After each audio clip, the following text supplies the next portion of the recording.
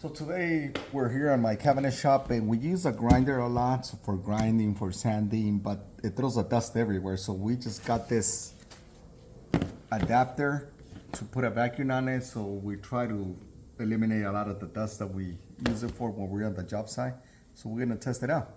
So what comes included, it comes with these rings for adjustment for your grinder, a wrench so you can loosen it here, and then another wrench for your grinder so you can take up the disc before you put it on. Otherwise you won't be able to get this adapter in there. We forgot to mention this. They have extensions here for different types of holes, if you guys can see. So that's perfect for mostly all the brands here.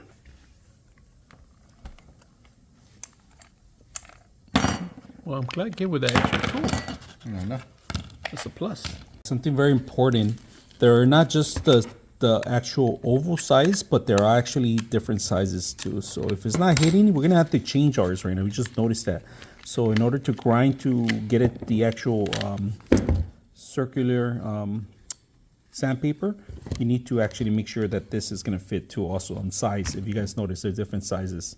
They're all different sizes. And this is the smallest one that we have right here. You guys notice, see how flush it is? This is the size that we're talking about. If you try to put something like this, it's gonna be a lot bigger. So make sure it's flush when you're setting up.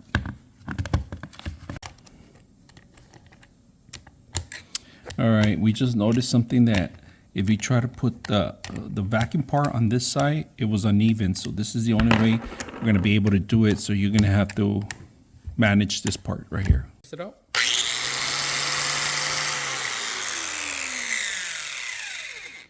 There you go. I know. And that one has different sections, that's why.